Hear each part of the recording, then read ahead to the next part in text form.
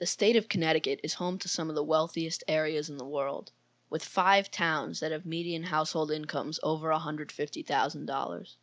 At the same time, there are 4 towns with median household incomes below $40,000. Along with a plethora of other issues, this creates an education system in which some districts have the highest spending in the nation, whereas others cannot even afford busing for their students. Last September, a long-running case regarding educational equity in Connecticut was resolved at the trial court level. The case began in 2005 when the Connecticut Coalition for Justice and Education Funding, also known as the CCJEF, brought the case against Giudice, then governor of Connecticut. Almost 11 years later, Judge Thomas G. Mukasher declared that the state was, quote, defaulting on its constitutional duty to provide adequate education to all of its students. He ordered the Connecticut General Assembly to come up with a new method for distributing education funds within the next 180 days. This was a highly controversial ruling, with some calling it a milestone for educational equity, while others claim it is a gross abuse of judicial power. The case is now being appealed to the Connecticut Supreme Court. I spoke to James Finley, Principal Consultant for Operations and Government Relations at the CCJEF. He had this to say about the case. We claim that the present education finance system in Connecticut is unconstitutional, in that if you happen to live in a less wealthy or poorer community in Connecticut, you're more often than not denied an equitable and adequate educational opportunity because of the lack of resources. Because the legislature and the executive branch have been unwilling to make the changes that, in our view, are necessary to ensure adequate and equitable educational opportunity. The politics within the General Assembly and the politics between the executive branch and the General Assembly over the years have proven to be incapable of correcting what we think are unconstitutional deficiencies. In this case's ruling, Judge Mukasher wrote that, quote, the system cannot work unless the state sticks to an honest formula that delivers state aid according to local need. This would imply that an increase in funding to failing districts would fix the inequities in the Connecticut education system. But is that really the case?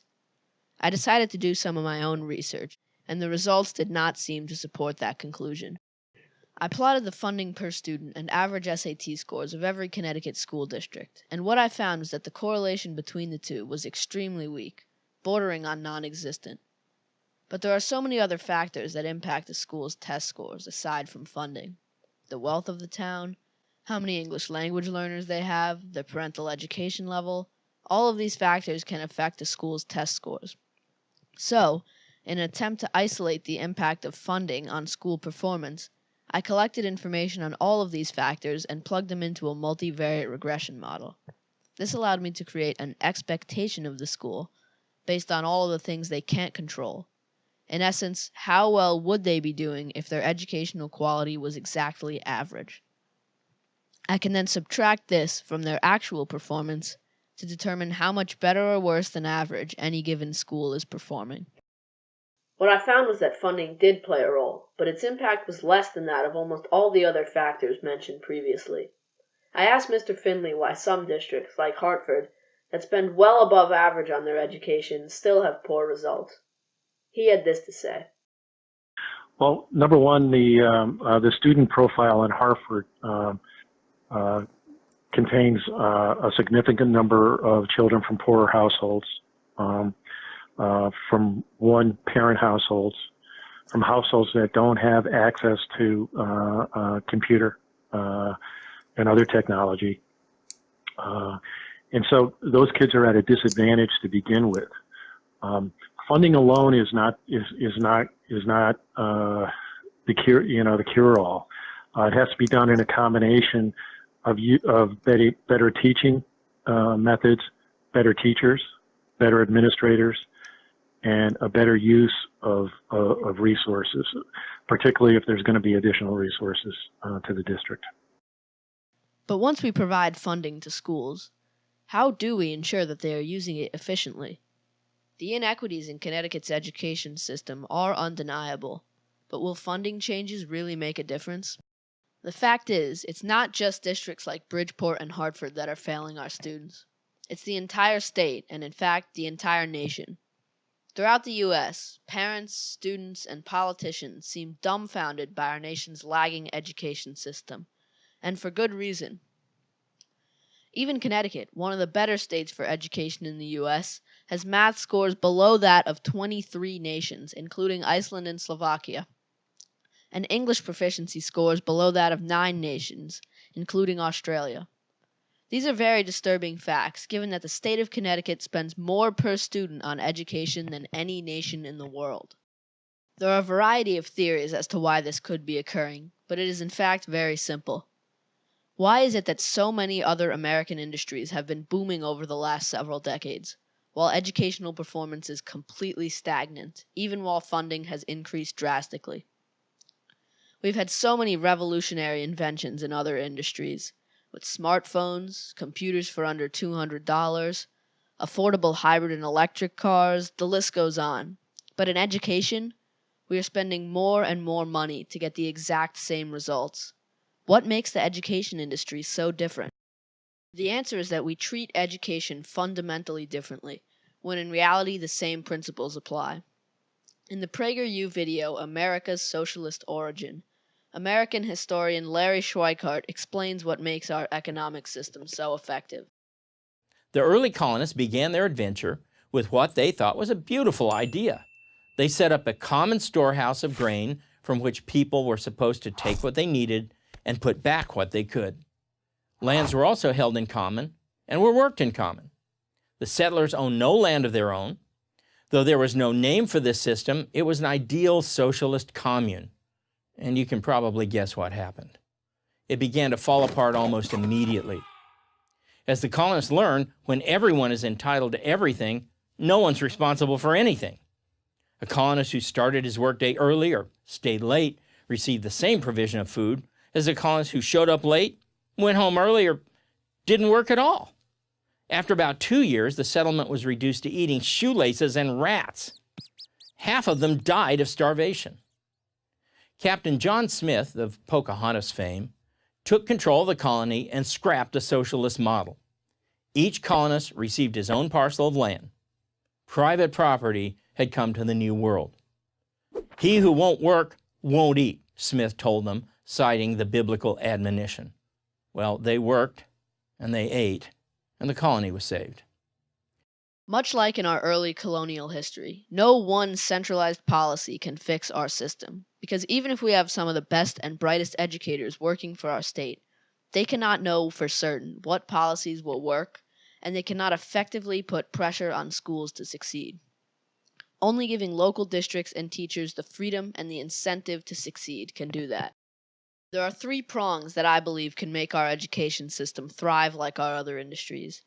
We need to give schools 1, the resources to succeed, 2, the incentive to succeed, and 3, the freedom to innovate.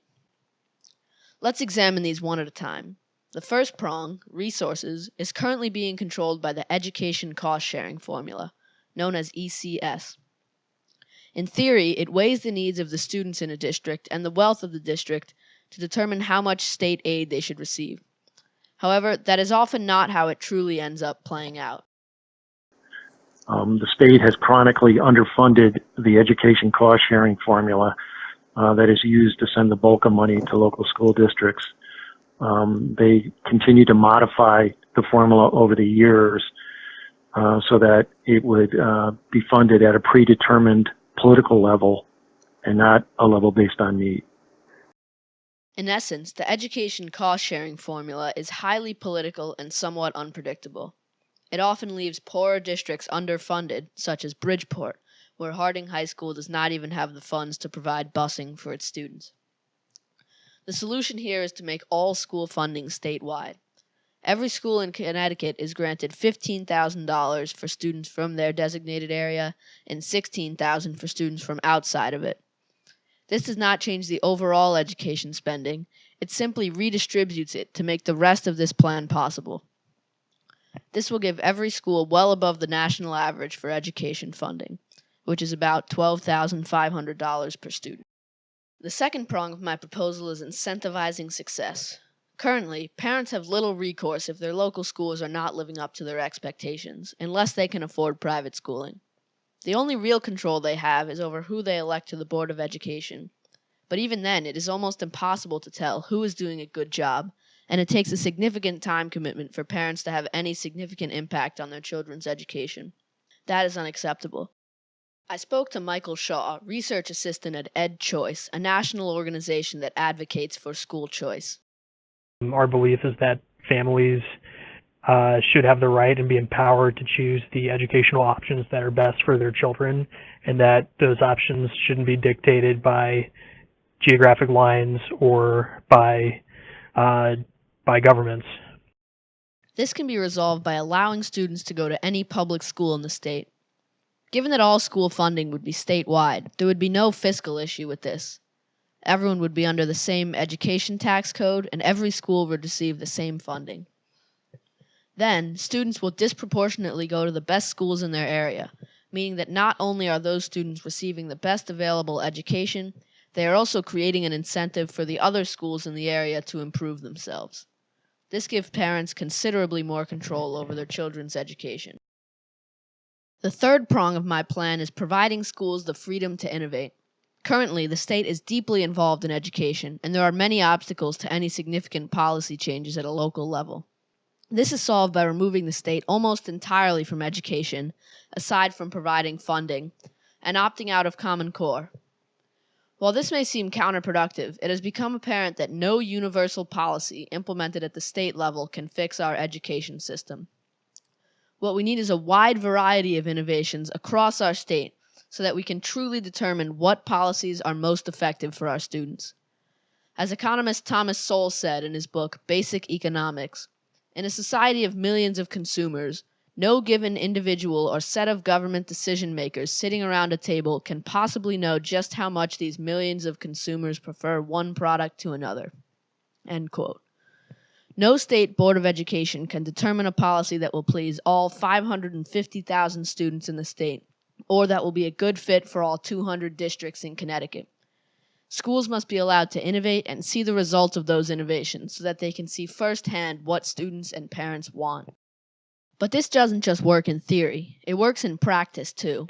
A Cato Institute study of a school choice program in Israel found that students in the program were more likely to enroll in college and would go on to earn 5 to 7% more than the control group that was not enrolled in the school choice program. The biggest concern with this plan is the major funding cuts that would be sustained by high-spending districts. However, the already minimal impact of funding on education becomes even smaller when it comes to higher-spending districts. A logarithmic curve, which flattens out as the x value, or funding, becomes higher, fits the Connecticut educational data more accurately than a line, meaning that given $1,000 to a district that spends $12,000 per student has a larger impact than taking $1,000 from a district that spends $18,000 per student. So will this funding change have an impact on wealthier schools? Probably, but it will be a very minimal one. The impact that this expanded school choice will have, on the other hand, is proven to be significantly positive. Even aside from this fact, improving education in poorer districts benefits us all in the end. The socioeconomic costs of failing a public school student in Connecticut far outweigh the investment in ensuring that they have that adequate and equitable education. When you look at social welfare, when you look at crime, when you look at joblessness, and a whole variety of socioeconomic impacts that result from a student not getting the education they need to be employable, to further their education if they want to, and to really be a full civic participant in the life of their community, their state, and their nation.